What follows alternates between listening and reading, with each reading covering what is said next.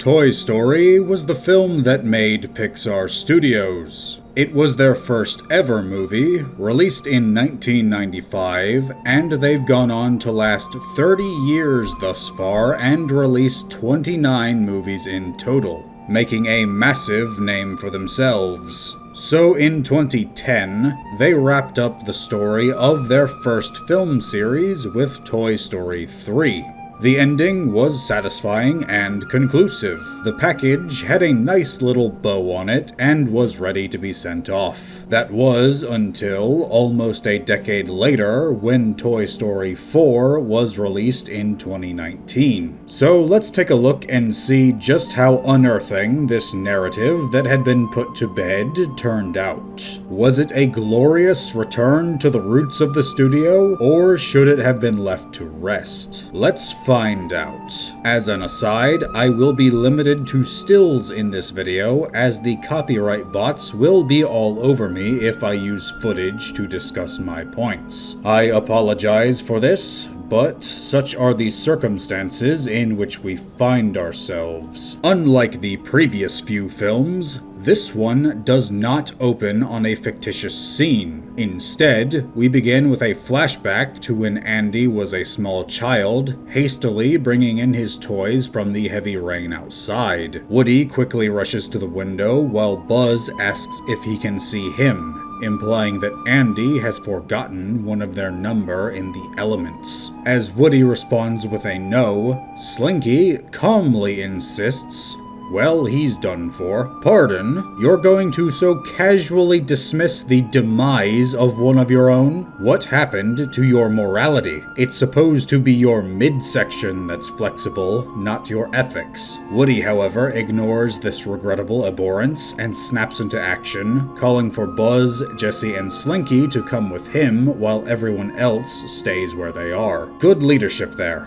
Nice and decisive, shutting down chatter that would erode morale. The group sneaks over to Andy's sister's room, and the shot lingers on Bo Peep's lamp, which was never a focal point before. Remember that? It'll be brought up later. Bo meets Woody, and when informed of the situation, calls for her Cerberus-headed sheep to open the blinds. We begin to see here something that is a departure from what came before. Bo Peep was a minor player in the other films, and while she would occasionally be part of larger events, she was seldom one to call shots. For all intents and purposes, Bo Peep is an entirely different character in this film, but I will cross that bridge when we come to it. The group behold RC trapped in a drain gutter, slowly being swept away. Woody and Bo then simultaneously call out an operation name, implying that they had planned for a situation like this. They hastily set up a seesaw-like device by putting a book atop a smaller toy and use this to launch Jessie up so that she can unlock the window. Woody, along with Slinky's upper half, jump from the window in an attempt to retrieve RC, but they run out of line before they can reach him. But Bo has attached the plastic monkeys in a chain to Slinky's other half, giving Woody just enough reach to grab RC. I feel like Buzz or Jessie should have been the ones to hold on to the line though, as they've been portrayed as stronger. Bo was the delicate porcelain figure that stayed out of the action before this. Woody succeeds in hauling RC out of the gutter, but Buzz and Bo Peep have to quickly haul them back as a car approaches, and RC is pulled into the room before Andy's mom enters, shutting the window. How did she not see them standing there? It's mere seconds between when the others rush off and the window is closed. There's no way that Andy's mom didn't notice that, especially with RC being soaked from the rain and mud. A trail would have been left. Not to mention that she shuts the window on half of Slinky. Even if she was oblivious before, something dangling out of the window isn't so easily overlooked. Yes, I know, I'm looking deeply into a kid's movie. But to that I say that the target audience does not justify a free pass. My standards do not waver. As it turns out though, Andy's mom is giving away Bo Peep and her lamp, which is why the car pulled up to the house in the first place. Bo Peep is put into a box and taken away before Woody's eyes, and as Buzz and Jessie pull Slinky up after she leaves, they notice that Woody isn't there. The man who came to collect the lamp realizes that he forgot what must have been his keys in the house, and he returns to retrieve them, while leaving the box by the car. In heavy rain like this, I wouldn't recommend that course of action, but here we are. Woody hastily drags the box underneath the vehicle before attempting to persuade Bo Peep to hide in the hedges with him, but Bo insists that she isn't Andy's toy like he is. Molly doesn't need the nightlight anymore, and so it's time for her to have a new kid. She does, however, try to convince Woody to come with her. Woody even seems to consider this, but their moment is interrupted by Andy rushing out of the front door, looking specifically for Woody. And here we have the crux of it all. You see, the toys of this setting have, willingly or otherwise, taken a duty upon themselves to be there for children. I'm reminded of a quote from The Wheel of Time, not the show, that's utter garbage. I'm referring to the books. Duty is heavier than a mountain.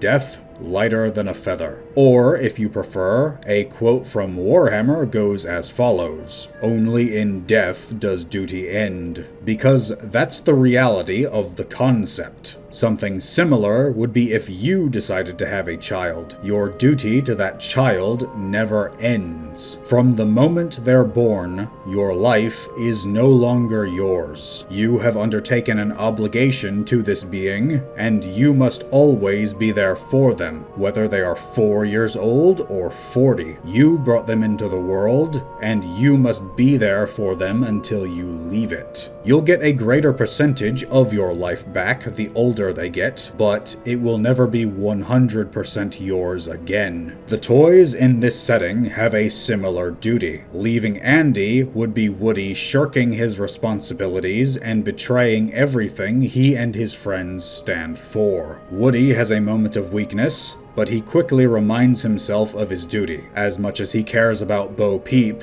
he has a responsibility, and so he watches the car drive off with her before Andy finds him, though the rain would probably damage him if we're being honest. We then cut to the present day, after Andy has gone to college and given his old toys to Bonnie, a young girl who will soon start kindergarten. We also get to see a stark difference in leadership here. The doll that was originally Bonnie's simply shrugs off the reactions of Andy's toys, claiming, "Everyone listen, I thought I told you, when Mom quickly cleans the bedroom like that, expect to be put in the closet." Very ineffective. You can't just brush aside newcomers with vague statements like that. It doesn't work and indicates a fragile ego, making it more akin to an "I told you so" rather than actually leading. But Woody is seen assisting his crew, some of whom have had bad experiences with being confined. He first puts a hand on Rex's shoulder, which can go a long way with helping someone steady their nerves, then personally stopping to help Jessie,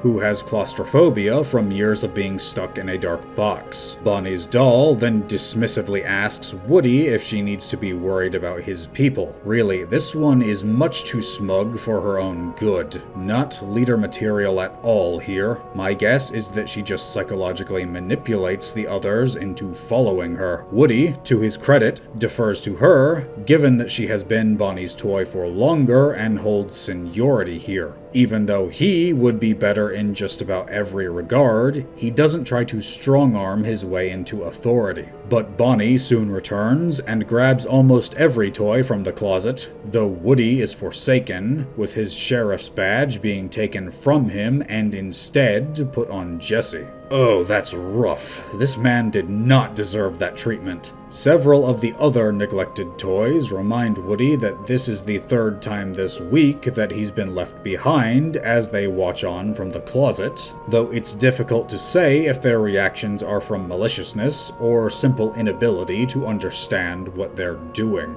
Woody, showing remarkable restraint, ignores them, though he does watch on as the others are allowed a freedom that he is denied. Prelude. As I've mentioned in a writing debugging video, this is a case of much being said without any words being spoken. We can see that Woody longs to be out there with the others, performing the role that he was constructed to fill. But he's more mature than in the first two films, and understands that it isn't up to him, but the child he's meant to be there for. Woody does witness Bonnie's dad come in and tell her that she needs to get ready to go to her kindergarten orientation, though, to which Bonnie is visibly distressed. As Woody exits the closet to speak to the doll leading Bonnie's original toys, we do get a moment where Buzz and Jessie move to comfort him, with Buzz reassuring him that Bonnie will surely take him out with the others soon, and Jessie gives him back his badge. It's a nice character moment between friends, something that will be sorely missed in a fourth installment of a series, but again, that will be discussed more when it becomes more pertinent. Woody insists that one of them should accompany Bonnie, as such a big change can be overwhelming for a child, citing how Andy needed a toy to give him a sense of familiarity and stability when he was a kid, but the doll shoots him down, stating that Bonnie isn't Andy. Again, very poor leadership.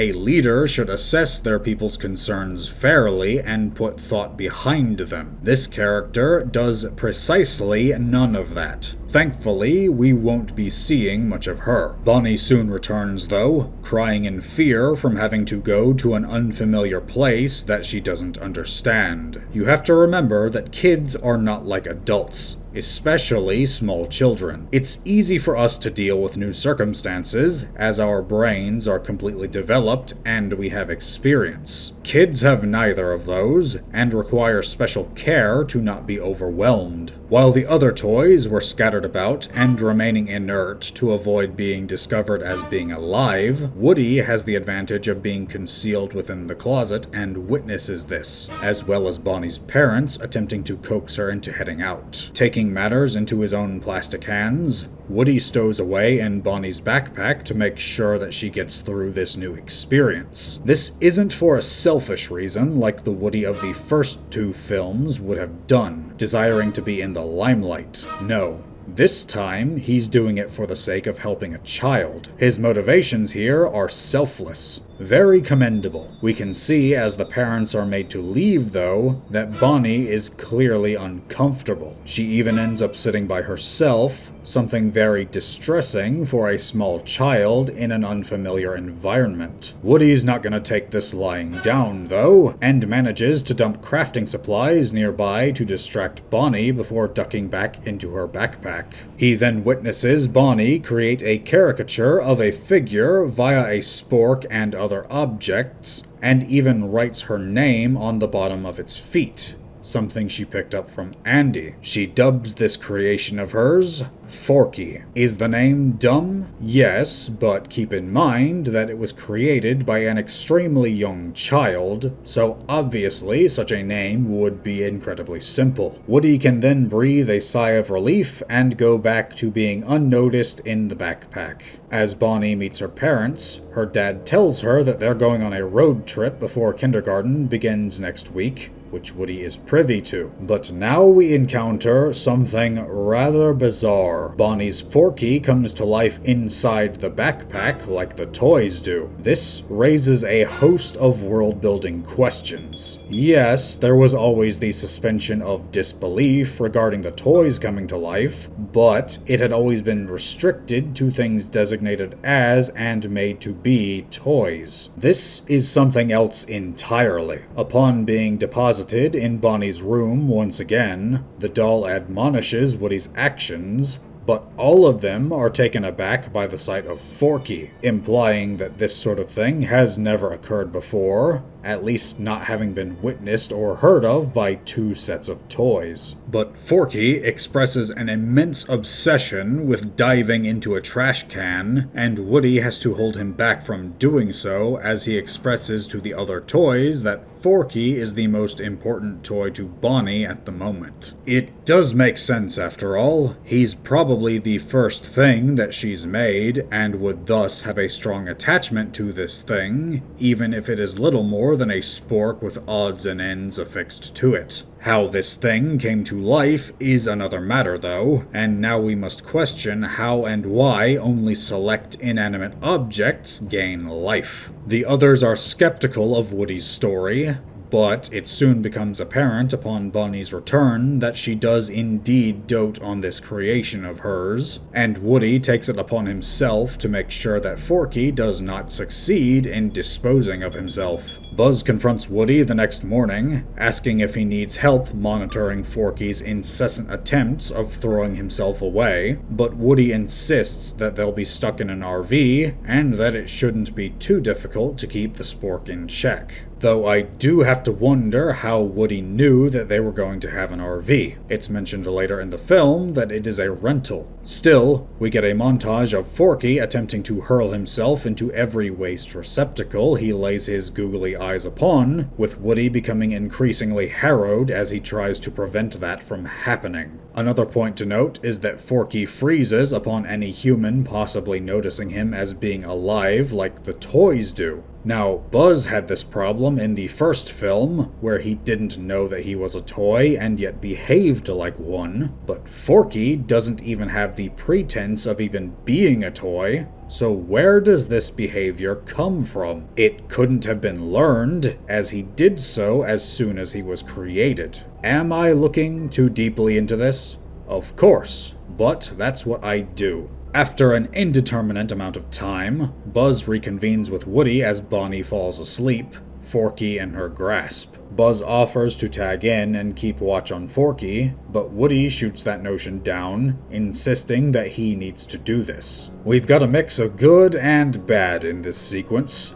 Woody tells Buzz that this is something that he has to do, or his conscience would never let him live it down. It tells us that despite no longer being Andy's toy, Woody still feels responsible for this whole thing, as Andy entrusted him to Bonnie, thus he feels that he has to ensure Bonnie's happiness, no matter the cost to himself. It's quite the dutiful display. Unfortunately, Buzz somehow doesn't understand the concept of a conscience for some reason. I don't know why, but the writers have elected to make Buzz stupid in this film, which is a drastic departure from who he was before. Yes, in the first film, he didn't understand that he was a toy, but within what he perceived to be his reality, he made the best decisions he could, and proved quite capable after he came to terms with his role. In the second film, he orchestrated the entire operation to rescue Woody. No small feat for beings made of plastic and only a few inches tall. In the third, he was factory reset, but that was temporary, and he returned to normal afterward. Now, though, he's inexplicably lost his mental functions. Buzz even presses one of his voice line buttons at the notion of a conscience being an inner voice. Where did this script go so wrong? But Forky has gotten loose during their exchange and is headed for the open window. He insists that he's not a toy, but a spork.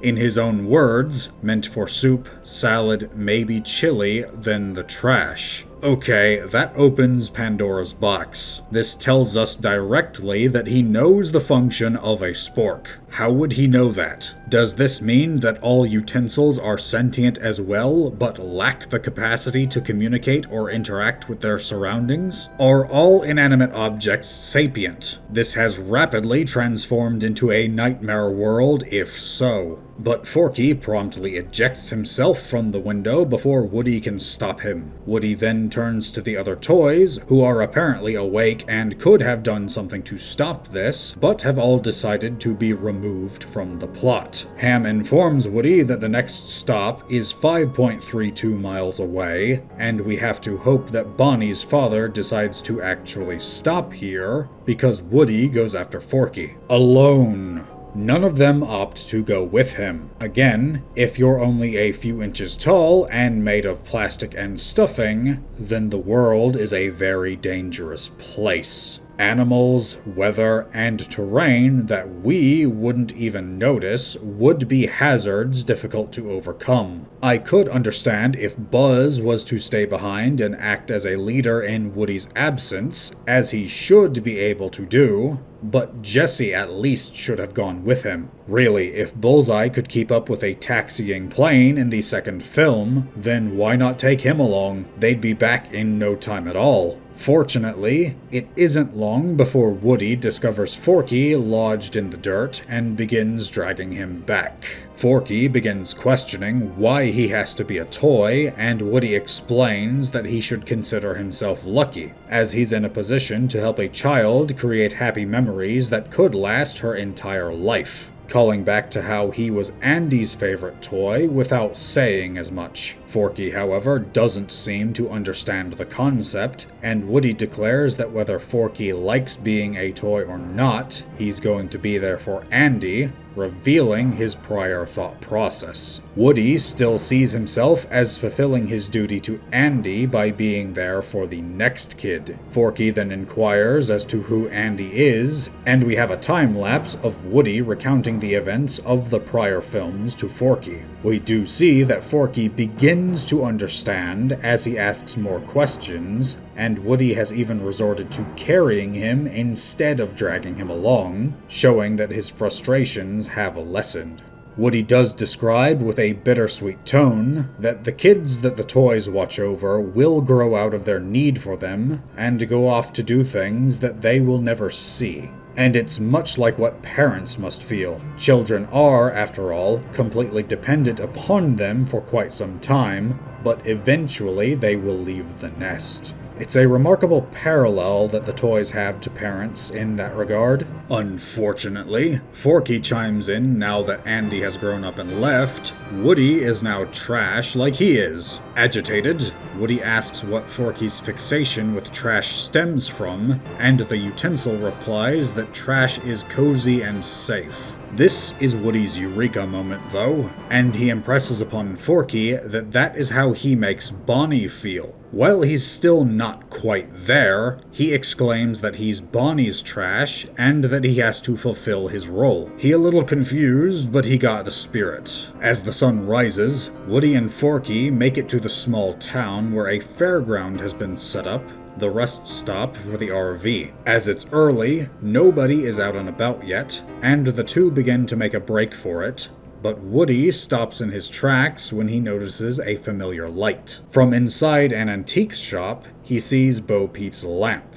And here is the great struggle: commitment to duty versus personal feelings. This is often blown out of proportion in fiction, where a character can declare that they would choose another over the world. Inevitably, the problem with that pitfall is that if you lose the world, you also lose that person, but I digress. Woody is torn between the possibility of seeing Bo Peep again after about a decade, and getting Forky back to Bonnie. Given that he feels he has time to spare before anyone rises, he opts to enter the shop via the mail slot, Forky in tow. It's not a rational decision, but an emotional one. It's not a smart move, but I can't fully blame him for it, given his feelings for Bo Peep.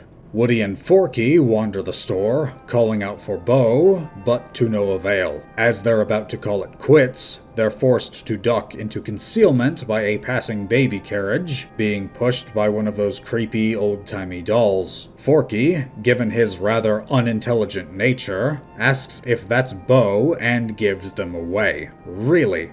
You thought that was her. Why would Woody be hiding then? Generally speaking, when the plot is advanced by a character being stupid, you may wish to rethink your work. It's not particularly compelling when the story is railroaded by a character doing something that makes no sense. I can brush this one off for the most part, as Forky is only a few days old at most, but it certainly doesn't earn any points. Woody tries to be diplomatic, but the doll inside the carriage reveals herself and introduces herself as Gabby Gabby, and the doll pushing the carriage is named Benson. But as Gabby Gabby asks how they came to be here, Woody informs her that they have a kid that they are getting back to, and he only stopped here because they thought that another toy may be in this shop. However, the camera pans to Gabby's perspective as she notices Woody's pull string in a reflection. Sinister, mayhap? Gabby then insists that she knows Bo Peep and has her henchmen forcibly place Woody and Forky in the carriage with her. Woody begins to thank her for her assistance,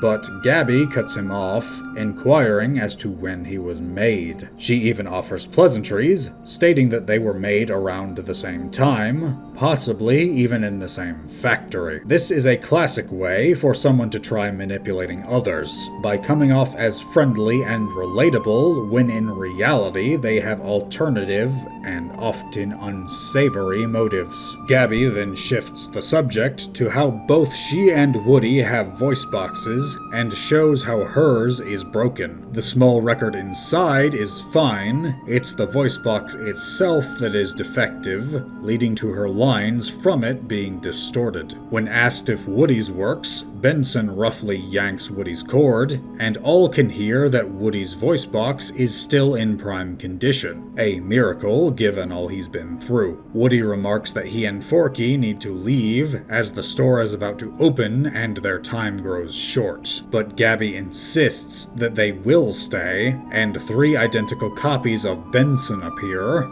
flanking the cart. I have to wonder what they were doing. Just sitting in the shadows for some reason. I'd also like to know why they follow Gabby, but Gabby then makes it clear that she wants Woody's voice box and won't let him leave until she gets it.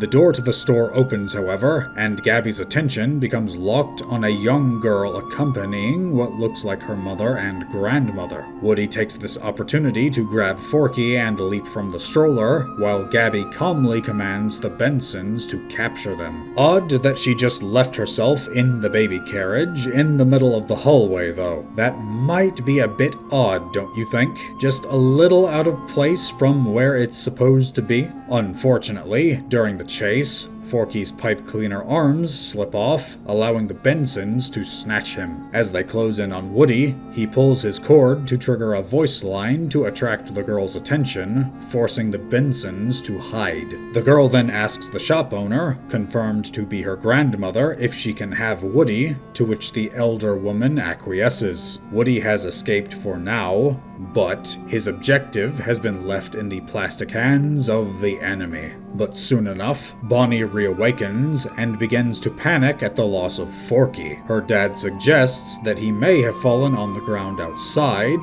but this presents the scenario that Bonnie had been awake the night prior and had exited the RV. Surely she would have noticed then that Forky was missing. As the humans leave, Buzz then insists that they all should have been watching Forky. Yes, you should have. You all let your friend down. The other toys then begin to press Buzz on what they should do, and if this was the character Buzz should have been, he would have told them to quiet down for a moment while he comes up with a plan. Instead, we have this character masquerading as Buzz, who fumbles about for a few moments before pressing his voice button, attempting to gain some sort of insight from it. I get it. It's supposed to be comedic, but this is tonally borked. Buzz isn't supposed to be stupid. This is extremely out of character. So now Buzz jumps out alone. It's probably for the best, seeing as a mass loss of toys would be noticed more quickly and be much harder to slip back in unnoticed, but here we are. Buzz does have the brain power to realize that Woody and Forky would need to approach from the highway, though he doesn't know in which direction that lies. Remember that he might not have had ready access to the window depending on who might have been able to see him. Again, though, he consults his voice lines and decides to get a better vantage from one of the carnival rides. This would have been so much better if he had simply come up with the idea on his own, rather than this gag of bumbling around, not understanding what a conscience is. As the ride tips upwards, Buzz catches sight of the highway and disengages, sailing through the air before colliding with another ride. Honestly, that should have blasted him to pieces, but again, suspension of disbelief. What do they make these toys out of? Maybe put some of that on tanks, eh? But Buzz is found and taken by one of the vendors, who puts him as a prize in his booth, rendering him trapped. Thankfully for Woody, he's able to escape the girl, Harmony, as she's called away by her mother, but is unfortunate enough to be caught in the playground as a bus arrives with a group of small children. Perhaps this is a summer camp. He successfully evades their notice, but he spies Bo Peep's triple-headed sheep crawling under the merry-go-round. As he attempts to investigate, he's forced to drop limply to the ground as another child picks him up, but in a remarkable plot convenience, this child is also holding Bo Peep herself. The child's attention is quickly drawn elsewhere, though, and Bo leads Woody away into a bush. Again, Bo is portrayed as oddly competent in these sorts of scenarios, which was not something that was seen before. So let us address the elephant in the room. The writers probably wanted a female character to have more screen time. Understandable, I have no objections. However, if you wanted a female character who would be suitable for these rougher action sequences, you already had one right in front of you. Jessie would have made much more sense to be in this sort of thing. Honestly, Bo Peep should have been shattered with everything she goes through in this film. Some may say that this was done because Woody and Bo Peep were a thing, but then you don't have to make it about that connection. As it is, this film sidelines the overwhelming majority of the established cast to ham-fist new characters in, most of whom are remarkably one-note. I cannot fathom the choice behind this, but we need to move on with this analysis. The two then have a mix-up with their exchange, as they ask which kid each belongs to, and both reply none of them. Woody means that his child isn't among this group, but Bo Peep means that she has no kid. Woody is shocked by this, as he still desires to live up to his responsibilities, but Bo Peep has abandoned hers, and while Woody exclaims, "That's awful," Bo Peep simultaneously claims, "That's great." What? You knew at one point that you had an obligation, Bo Peep. It would seem as though you cast aside your dedication. Woody stammers a recovery, but he too is disturbed by this turn that she's taken. Interestingly though, Bo Peep has the gutted remains of another remote control car and has created a shell around it that looks like a skunk at a glance. How she fashioned this is unknown, but given that remote control cars are alive in this universe, then it's sort of like riding around in someone's corpse. The two continue to catch up, and Bo reveals that she's been on her own for 7 years. She even has a sort of partner in crime, a miniature figure who seems to help her operate the skunk decoy, by the name of Giggle. She doesn't contribute much, and mostly functions as a yes-man for Bo Peep. A trio of combat Carls interrupt their reunion though, and inform Bo that there's a large kids' party not far away. And when she remarks that they should head there, Woody informs her that he needs to return to his kid. As Bo asks him about his situation, she perks up at the fact that Woody is the toy of a little girl, which she was with Andy's sister.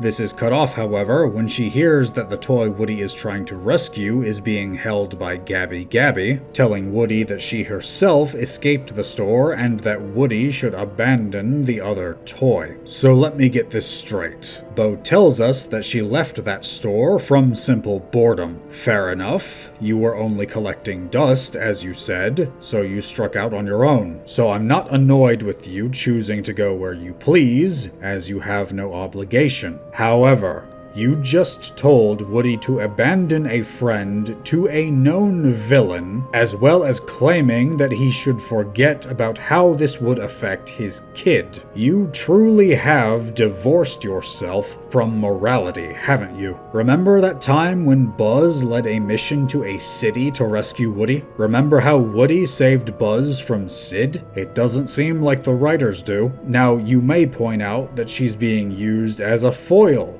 to show us what Woody is meant to avoid becoming. I thought so too, until later, but that will be discussed when it rears its ugly head. Woody isn't to be brushed aside so easily though, saying that Bonnie needs this toy like Molly needed Bo. It seems like somewhere deep down, Bo still has some sense of ethics as her expression changes, though Woody is not in a position to see that. First, her eyes widen as memories clearly come back to her, but then her features sour, as if she's steeling herself, holding on to her sense of only looking out for herself. Woody recounts Bo's story to giggles, even though Bo tries to downplay it. Woody says that Molly had been afraid of the dark, and that Andy's mom had gotten Bo Peep for her lamp, and that Molly would fall asleep with her hand resting on Bo every night. This exchange reminds me of how easy it is to forget that small children are experiencing everything for the first time. The unknown is scary for them. They can't yet rationalize what is to be feared and what isn't. It's part of your responsibility as a parent to be there for them. But Bo clearly recalls this and remembers that time fondly, given her expression, though she clearly doesn't want to recall it, as she throws a small piece of detritus at Woody to stop him from speaking. So it would seem that this is a coping mechanism for Bo Peep.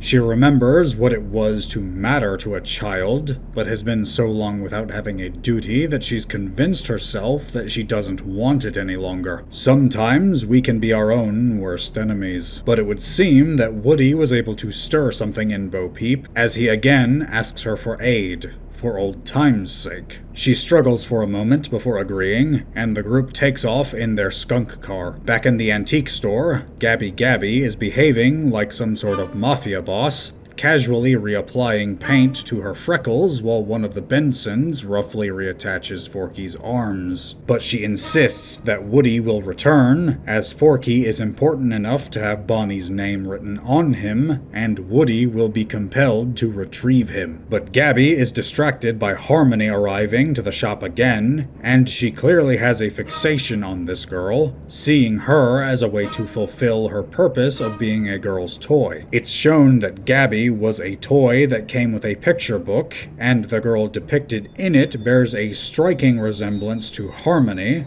hence the fixation. Gabby believes that if she can recover Woody's voice box and have herself be at full functionality, then Harmony will want her to be her toy. This is played off as being sympathetic, but let us remind ourselves that this character has taken a hostage. I spare no sympathy for that. But showcasing Gabby's sociopathic tendencies, she proceeds to inquire about Woody, learning about his past and values from Forky, making herself appear friendly to convince him. Do I need to explain how this is vile, or are you seeing what I'm seeing? We then cut back to Buzz, and we now encounter a pair of characters. Two plushies attached at the hand, who are outraged that Buzz has taken their spot in the prize pool. I'm going to be brutally honest. These two contribute nothing to the plot and are only around in an attempt to be comedic, but none of their humor landed for me. As such, I will have very little to say about them. One repeatedly kicks Buzz in the head, and he once again consults his voice box,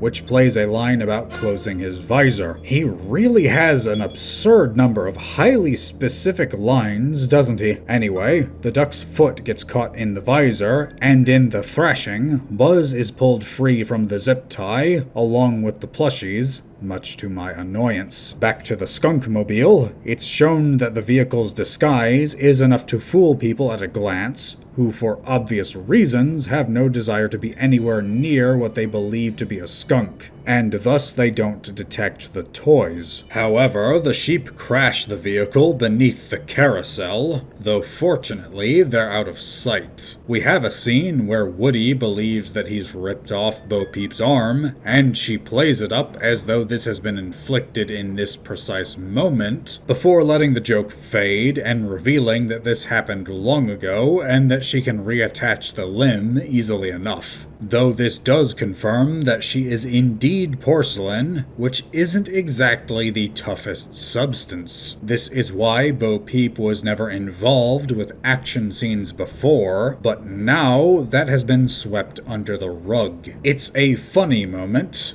but sacrifices continuity for humor. As Woody moves to catch up to Bo Peep, who begins moving before the former had composed himself again, Giggle questions what's between her and him, and urges Bo Peep to not get attached, as Woody has a kid. Bo Peep ignores the remark as she applies tape to her arm, and gestures that the antique store is just across the way. That is a remarkably small roll of tape. Bo remarks that the best way inside is through the roof, and she informs Woody that she ended up in the antique shop herself when her next kid grew out of her. Woody finds such a tale disheartening, but Bo Peep remarks, "Who needs a kid's room when you can have all of this?" as they ascend to the top of the carousel and take in the view. The subtext here being that she is now free to go where she chooses. I do not fault Bo Peep for valuing her freedom here. She was released from her obligations, and so she has the ability to choose her path without abandoning her responsibilities. But to encourage that to someone who does have a duty to perform is an unsavory thing to do.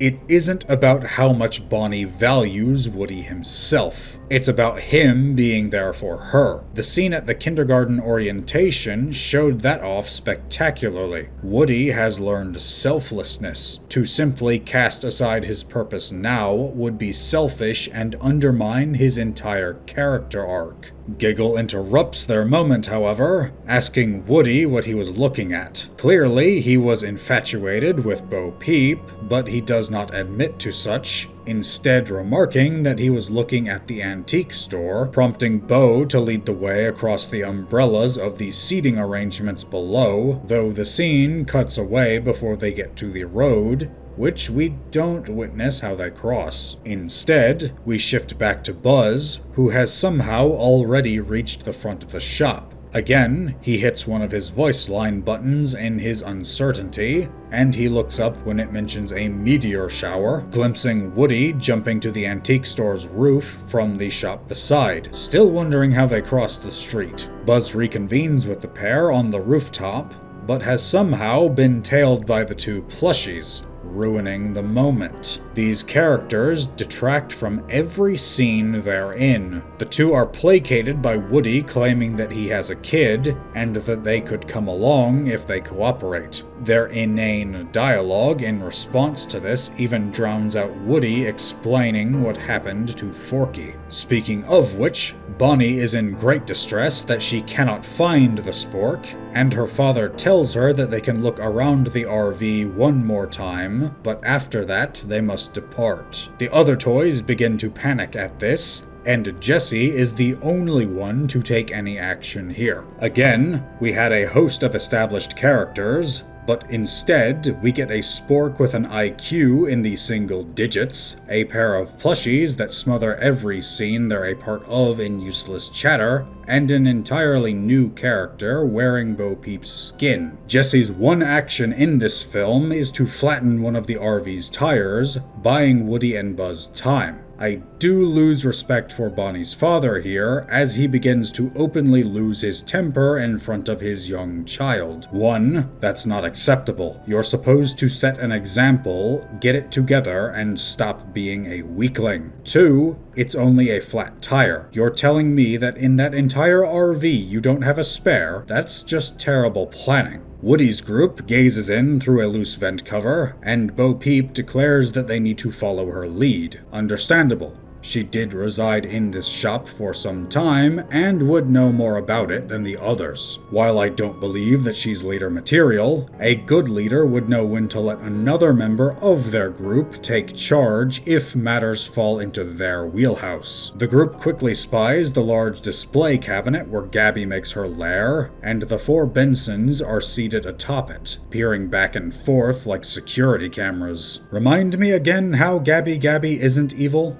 Because this seems like something someone who is evil would do. Bo Peep leads them to the ground and behind furniture so that they remain out of sight until they get a clear view of the cabinet. Woody remarks that it should be easy if they stay out of the line of sight of the Bensons, but Bo and Giggle point out that the cabinet is situated in empty space where the store's cat roams, named Dragon. Is that a Secret of Nim reference? Buzz remarks that they can handle a cat, but Giggle insists that this cat is different, and they see half of a destroyed plushie nearby. Really, Woody and Buzz handled Scud in the first movie, and that dog could tear a house cat to shreds if he felt like it. Besides, Buzz is plastic. A cat's claws and fangs would do little to him. But Bonnie and her mother enter the store, and Woody panics, breaking from cover and running to the cabinet. Could this be a scenario that would occur? Perhaps. Woody could be motivated by his desire to do right by his kid,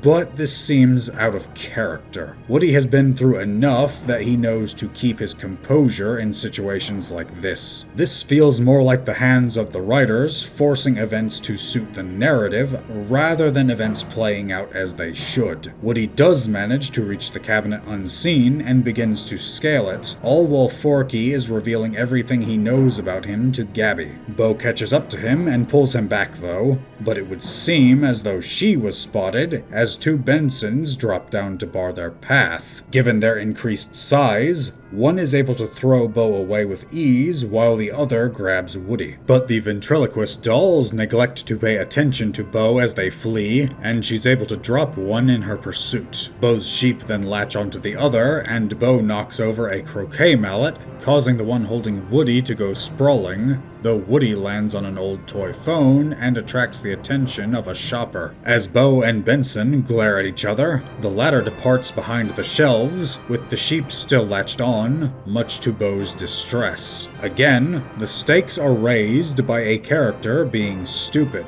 The sheep are intelligent enough to drive the skunk, but not smart enough to let go of their target. The math isn't mathing. But Benson has too much of a head start, and Bo and Woody lose track of him. Bo chastises Woody and tells him to stay out of her way, as she is going to get her sheep back. Why did you bring them here in the first place? This is supposed to be a stealth operation. Porcelain sheep do not fit that criteria. Also, Woody had almost made it before you showed up. The Bensons had not detected him, and he could have nabbed Forky if given just a few more seconds to find a way in. The Bensons can clearly get in and out, so there must be a passage. Meanwhile, Buzz and the others watch the shop owner unlock that very cabinet with a key, and Giggle claims that that is their objective. Buzz questions how they're meant to accomplish that, and the plushies concoct the same idea not once, not twice,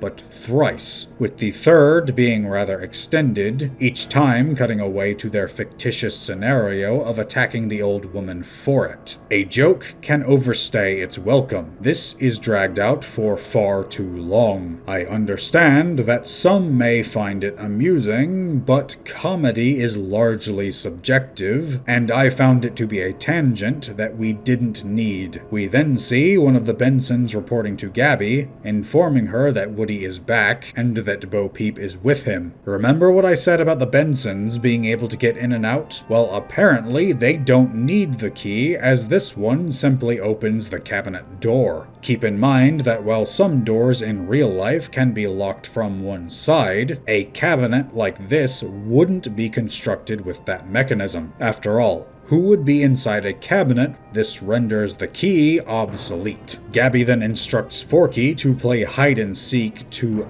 prepare for Woody's arrival. This means there's a trap.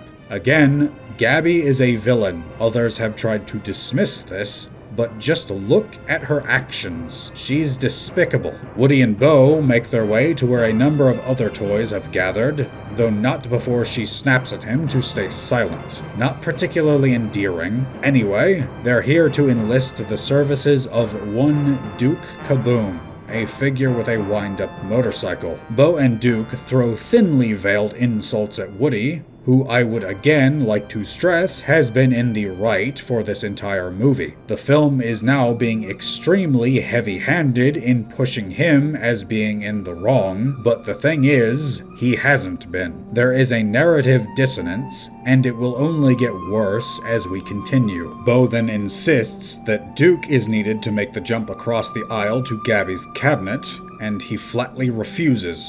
The coward. Woody then outright begs, mentioning that he has a kid before Bo stops him. Duke then goes on a diatribe about how he once had a kid, but was tossed aside when he couldn't perform as the toy in the commercial did. To Bo's credit, she is able to coax him out of his subsequent tantrum by claiming that any Duke Kaboom could land the jump, but he's the only one who could crash it. A leader must find a way to keep their people motivated. Still, do you know who's good at making jumps? Buzz. He's done so in this very movie, never mind the previous three. We didn't need to introduce yet another character in what is supposed to be the victory lap of the entire story, especially not such a pathetic lout as this. But the others turn up, the key in tow. Apparently, the old lady had just happened to set it down right in front of them. Fortuitous much?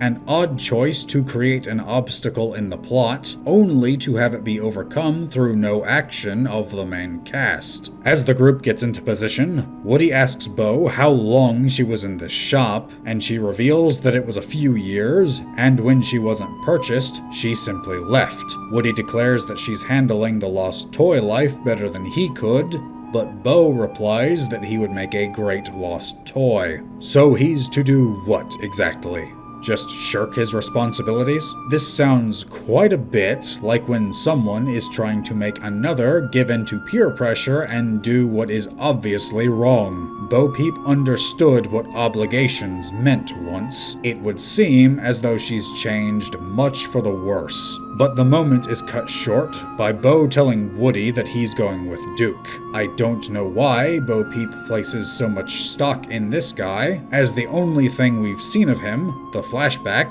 showed him failing rather spectacularly. And wouldn't you know it, Duke has flashbacks to his failure and chickens out, failing to make the jump, leaving Woody clinging to the cabinet handle, exactly where he was before, though now he does have a line to allow Bo to cross with the key. That we saw wasn't needed. Woody quickly finds Forky, but Giggle reports that the dummies are gone. Wait a minute. They were there a second ago, and all of you have a line of sight to at least part of this cabinet.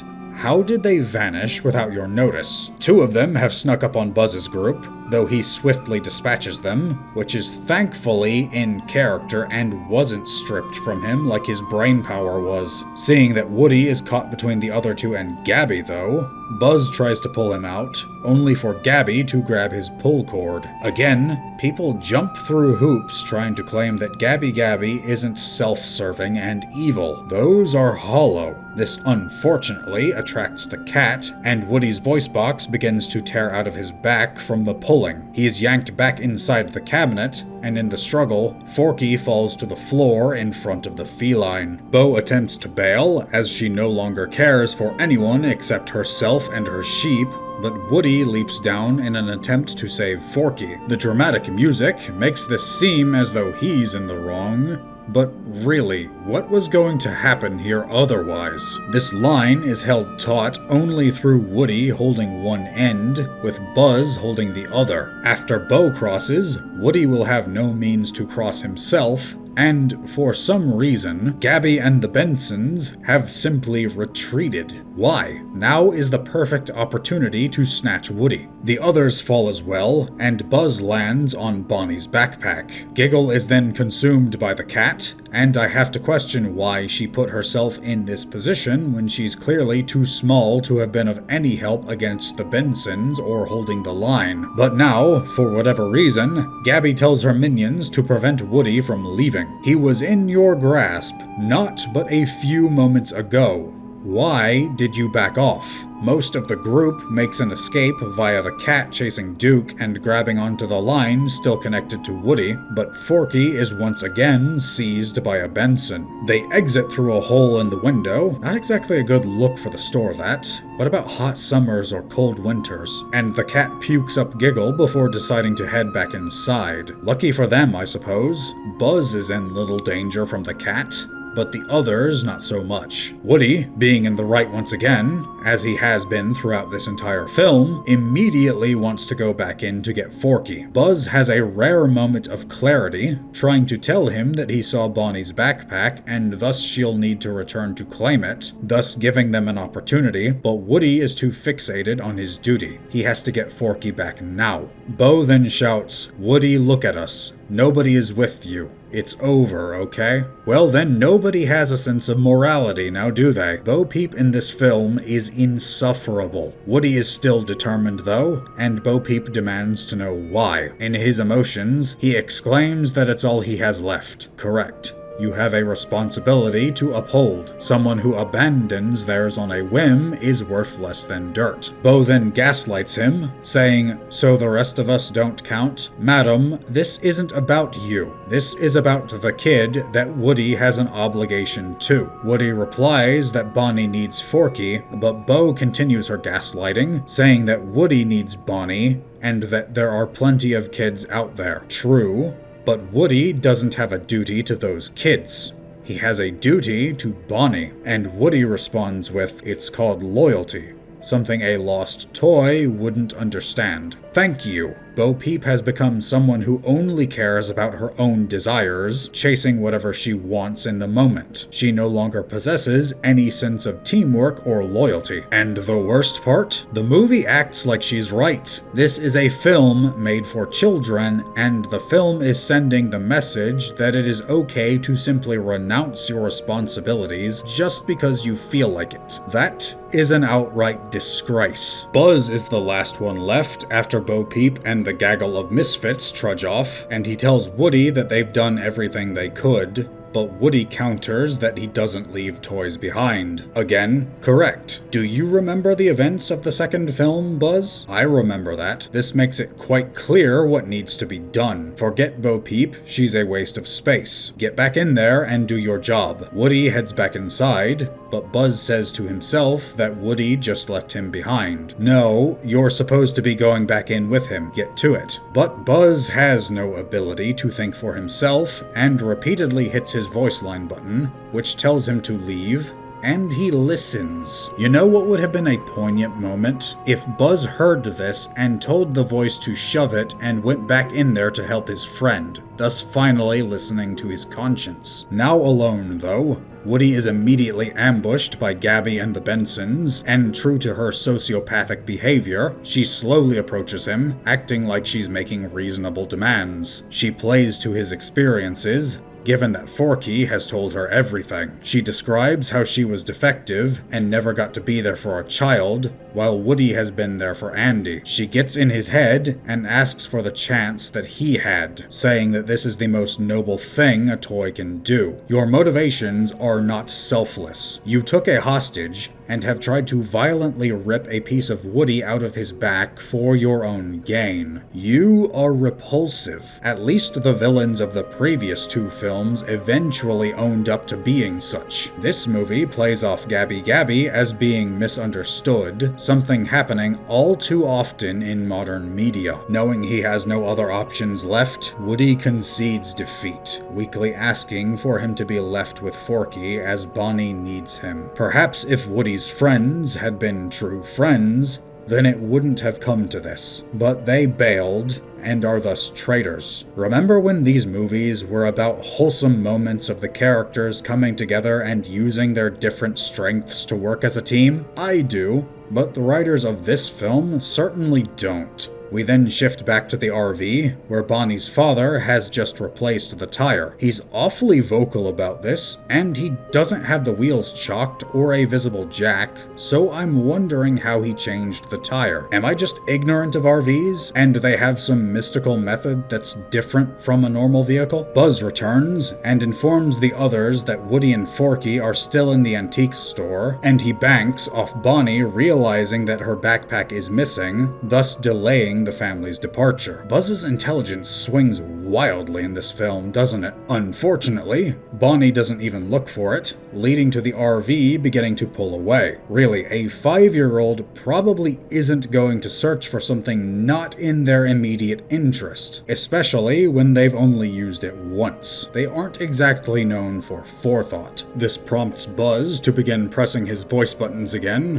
which now no longer have any cryptic advice. This is another thing that fluctuates drastically. Bonnie's mom goes to put him in a cabinet to stifle his racket, and then Buzz blatantly yells, "Your backpack's at the antique store, let's go." This prompts Bonnie to recall it, and not a soul questions this. Not even for a second. In the past films, the toys always had to come up with some clever solutions to interact with the world to avoid detection. This throws all of that out of the window. Yes, they scared Sid in the first film, but that was an isolated incident. He was alone, and no one would believe him. There are 2 fully grown adults here who should have stopped to question this. It's simply bad writing. If you can't have an organic way for your characters to solve a problem, then don't create that scenario. As it stands, everyone just goes along with this, and the RV turns around. But Bo and the others are making their way back to the skunk, with Giggle berating Woody the entire time. If it wouldn't be bad for the cat, perhaps it would have been better for you to have been consumed. She's almost literally a devil on Bo Peep's shoulder, insisting that she did the right thing when she clearly did not. She even claims, "You did the right thing by leaving him behind." Yes, you did leave him behind for your own vanity. Bo seems to realize that she's been reprehensible for the vast majority of this movie though, as she does get lost in her own thoughts for a moment. Giggle still can't stop being a petulant waste of space though, and insists that Woody only cares about himself. This is a classic case of a yes man, someone who is only there to say that another has done the right thing at all times. It's clear here that Giggle is either unwilling or unable to think about what transpired for even a second, or she would realize that this lot have only been thinking about themselves, while Woody has been selfless the entire film. Bo rejects this by saying that Woody's always trying to do right by his kid, to which Giggle attempts to counter this by claiming, by putting everyone in danger,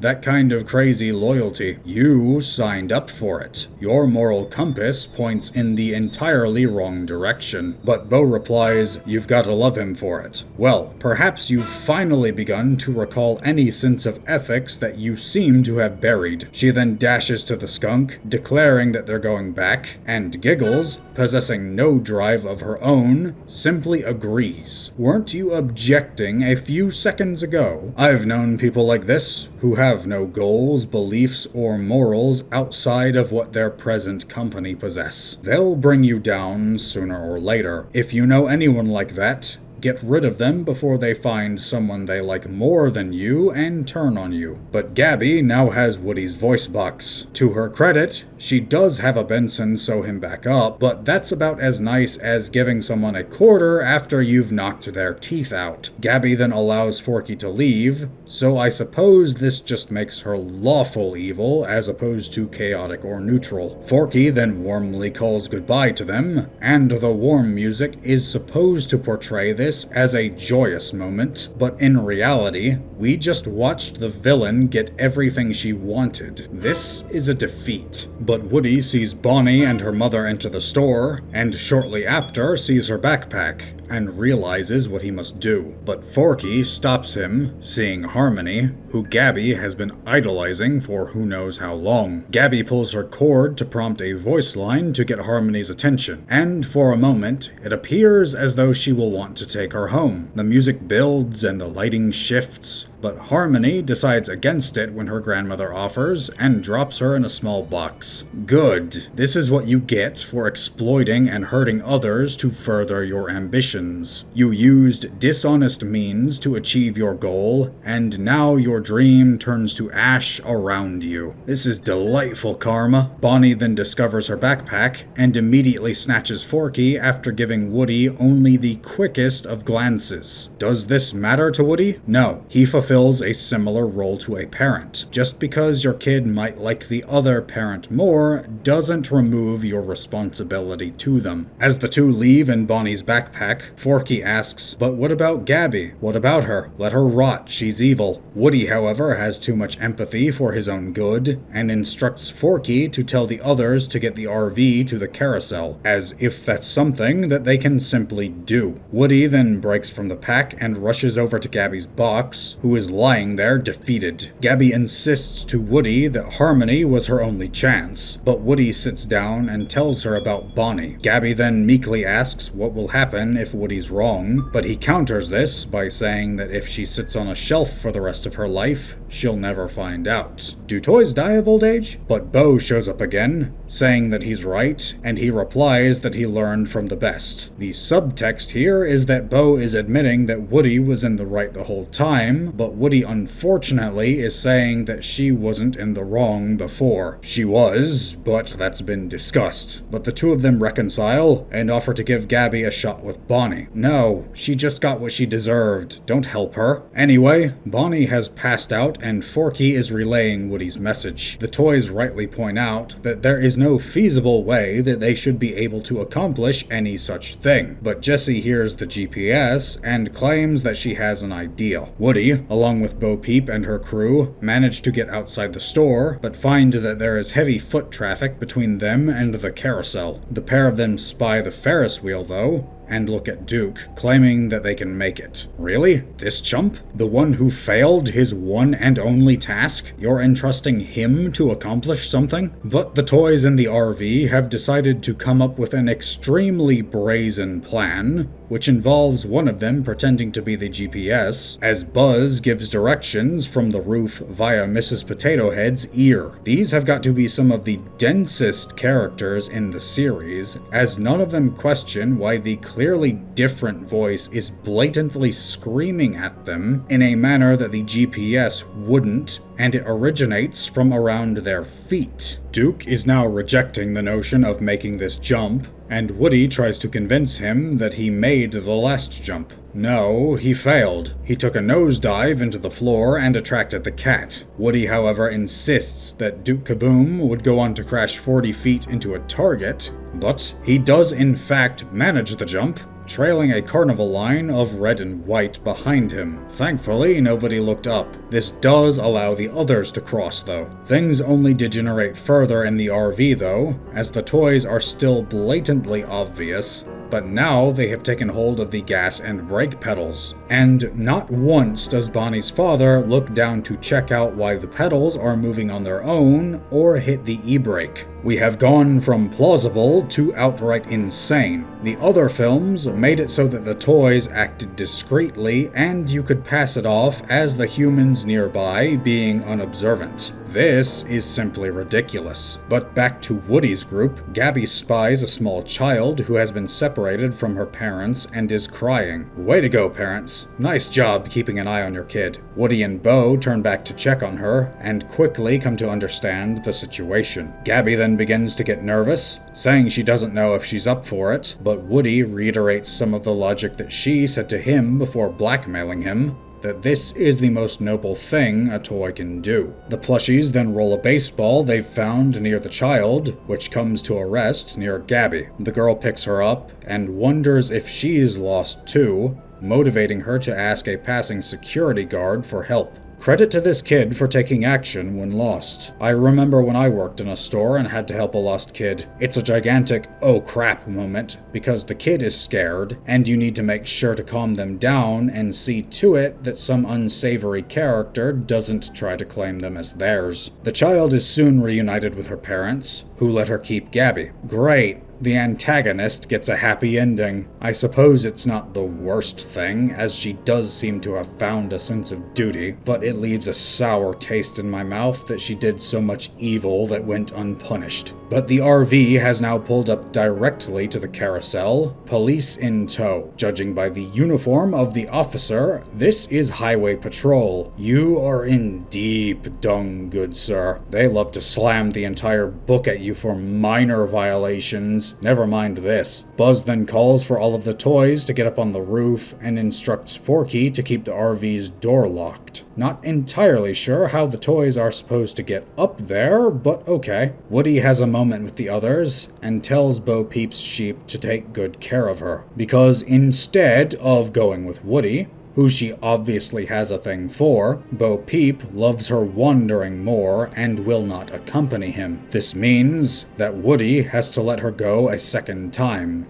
And this time, he has to do it by putting his own feet in front of each other, rather than watching a car drive away. Woody, you're her second priority. She wants her freedom more than you. You can do better. Buzz meets Woody on the RV's canopy and tells him that she'll be okay. But this is where it all goes down the toilet. Buzz clarifies, saying that Bonnie will be okay, not Bo Peep. He even tells him to listen to his inner voice, and the music swells as Woody dashes back off to Bo. Yes, that's right. Shirk your responsibilities. Abandon your duty. Forsake your obligations to pursue what you want. Everyone else can burn. Now, I know some will say, this is just a kid's movie. Don't take it so seriously. Aside from that being vapid, a story is still a story, no matter the intended age range. In fact, I'm harder on kids' movies because of their intended audience. If there's a movie for us adults, and it's garbage, we can just dismiss it as schlock and move on. But kids still have their brains forming. They're impressionable. Media meant for them is supposed to encourage them to think and develop their minds. What message does this send? It tells them that it's fine to just throw away any commitments and responsibilities you may have because you want something. That is not a good lesson. The other toys then appear, and this is the only time most of them will see Bo Peep.